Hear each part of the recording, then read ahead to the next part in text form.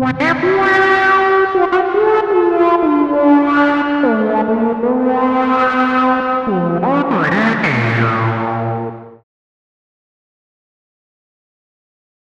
we've got a single voltage controlled oscillator here. 32 foot, 16 foot, 8 foot, 4 foot. There's 4 types of waves: triangle, sawtooth, square and pulse, and white noise.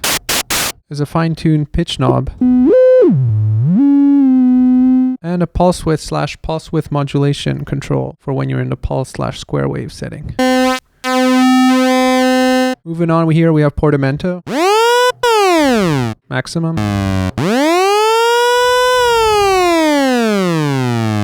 there's an external signal level here, and we'll get back to that once we get to the patch panel. Moving on here, we have a single low-pass filter with resonance.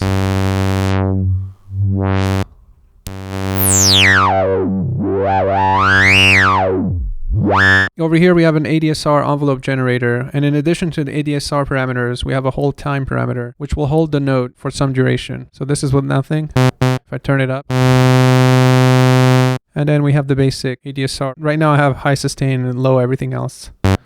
You can bring up the attack for some padish sounds. Bring up the release.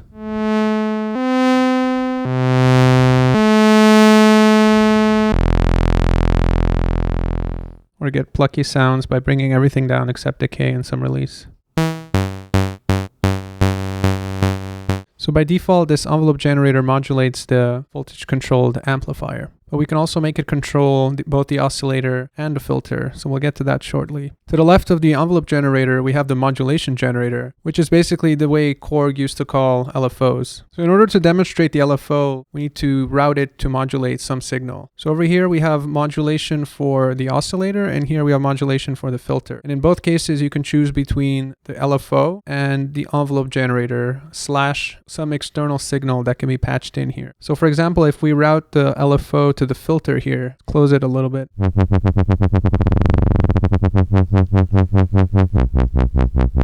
So the way the modulation generator works is that you have a triangle and a square wave. The internal patching is by default triangle wave, so that's what you're hearing here. And this knob here controls the shape of the wave or the pulse width. So if it's a triangle, it goes from triangle to a ramp up and a ramp down all the way down.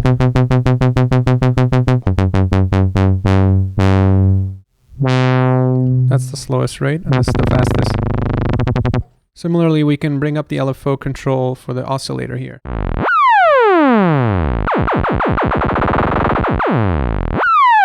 And in both cases, for the filter and the oscillator modulation, we can bring up the envelope generator as a modulator. So this is common to do with filters.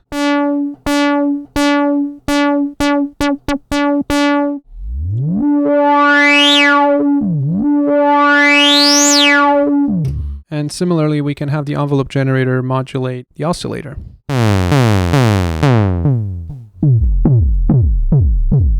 Which is useful for kick drums.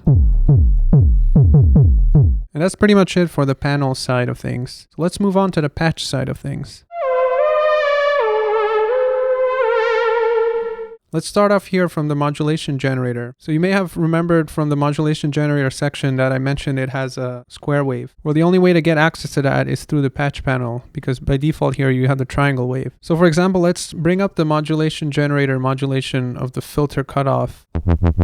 And by default you can see it's using the triangle wave. So if we wanted to use the square wave, we have to use the patch panel here. And we're going to patch a square wave output from the modulation generator into the cutoff frequency of the filter. And now instead of bringing up the MG knob here, I'm going to bring up the envelope generator / external, because we're using the external input here. We've turned our modulation generator into a square wave. And we can still use the pulse width for that.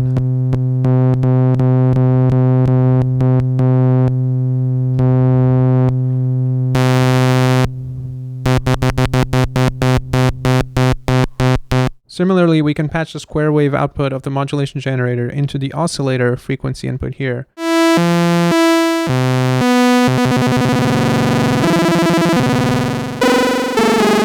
And you also have the standard ramp output of the modulation generator. So you might be wondering what's the use of that because it's already routed internally here. Well, one useful thing to patch that with is the pulse width modulation input. On the panel side, there's no way to get pulse width modulation. You can do pulse width modulation by hand, but you can't do it with an LFO. So let's bring the triangle output of the modulation generator into the pulse width modulation knob here and switch our wave to square. And now this knob here controls the amount of pulse width modulation.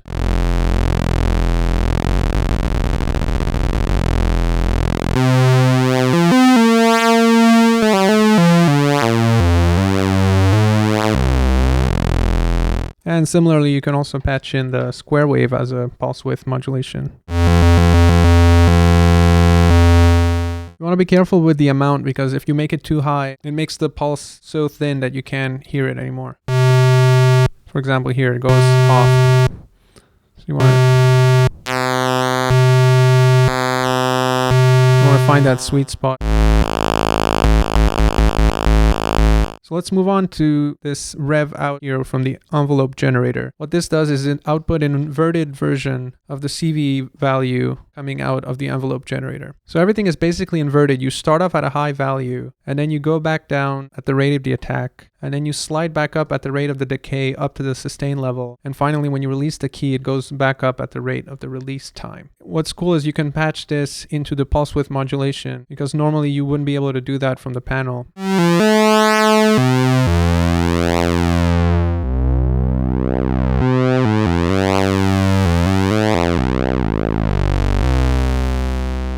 Here you have an external signal input, so you can feed any kind of audio in there. And what's cool about that here is that although you do have a noise source as your oscillator, without patching anything, you're limited to only having noise. But if you want to have noise as well as an oscillator, that's where you can use this external input. So I can set a sawtooth here. Here on the noise generator, you have pink noise and white noise. So if I patch in the white noise through the external input and then bring up the volume here, now it's as if I have two oscillators, one being noise and one being a sawtooth in this case.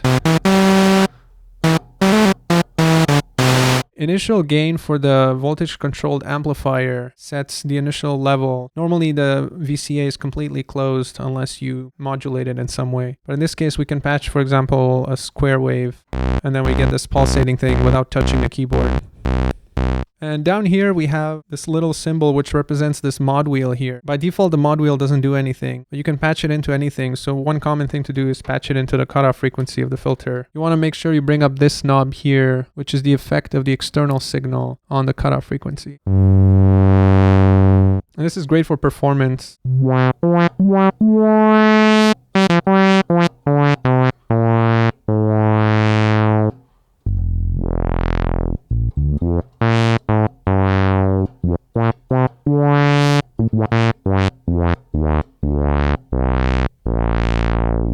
And over here I skipped over this little switch. You have this momentary on switch versus always on for the modulation generator. And that represents this little switch over here. Right now it's set to on, so the modulation generator is always active. If I switch it to momentary on, now it's off until I press this button. And again, this is another performance tool, so you can... So what I like to do is basically have my mod wheel controlling the cutoff frequency. And then I like to use this momentary switch to engage vibratos. That way you have these two tools that you can use while performing.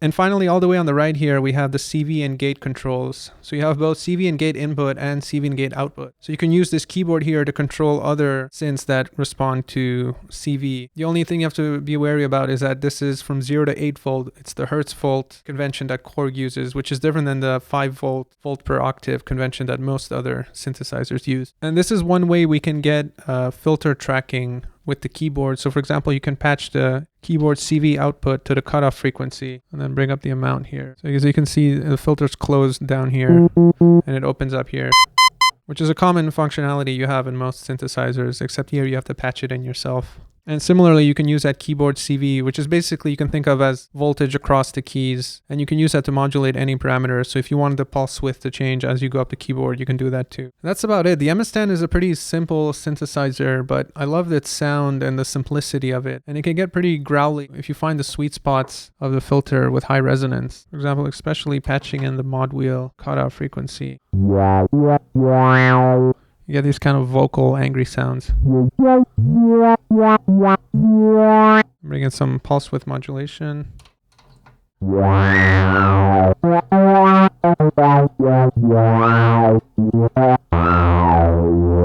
a bit of noise.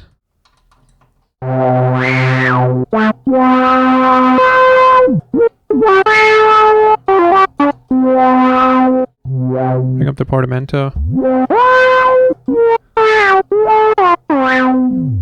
Get a very vintage 70s sound.